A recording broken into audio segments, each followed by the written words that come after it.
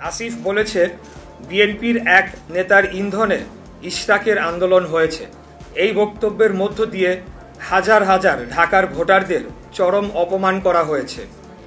ঝড়, বৃষ্টি, তীব্র রোদ উপেক্ষা করে দিনের পর দিন শারীরিক ও মানসিক পরিশ্রম করে আন্দোলন করা ঢাকার এই জনগোষ্ঠীকে এই একটি বাক্য উচ্চারণের মধ্য দিয়ে নাগরিক থেকে পশুর মর্যাদায় নিয়ে যাওয়া হয়েছে।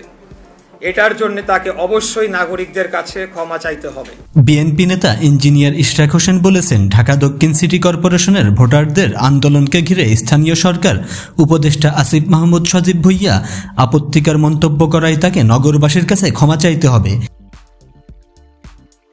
বুধবার 25শে জুন দুপুরে জাতীয় প্রেস ক্লাবে জরুরি সংবাদ সম্মেলনে তিনি এ আহ্বান জানান। সংবাদ সম্মেলনে ইশরাক বলেন, একটি বেসরকারি টেলিভিশন চ্যানেলে দেওয়া সাক্ষাৎকারে স্থানীয় সরকার উপদেষ্টা আসিফ মাহমুদ বেশ কয়েকটি আপত্তিকর কথা বলেছেন। উপদেষ্টা আসিফ বলেছেন, বিএনপির এক নেতার ইন্ধনে ইশরাকের আন্দোলন হয়েছে। উপদেষ্টার এই বক্তব্যের মধ্য দিয়ে ঢাকার হাজার হাজার ভোটারকে চরম অপমান করা হয়েছে বলে উল্লেখ করেন ইশরাক। তিনি বলেন, দিনের পর দিন আন্দোলন করা ঢাকার এই জনগোষ্ঠীকে একটি বাক্য উচ্চারণের মধ্য দিয়ে নাগরিক থেকে পশুর মর্যাদায় নিয়ে যাওয়া হয়েছে। এটার জন্য তাকে অবশ্যই নাগরিকদের কাছে ক্ষমা চাইতে হবে। ইশরাক বলেন, আসিফ দাবি করেছে আমাকে মিসগাইড করা হয়েছে। এই বক্তব্যের মধ্য দিয়ে তিনি আমাকে হেয় করেছেন। ঢাকাবাসীর এই আন্দোলনকে এভাবে অপমান করায় তীব্র নিন্দা জানাচ্ছি।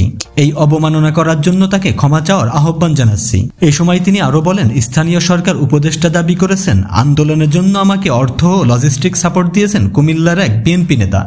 উপদেষ্টার কাছে তার প্রমাণও রয়েছে নাকি? এই প্রমাণ তাকে জাতির সামনে তুলে ধরতে হবে।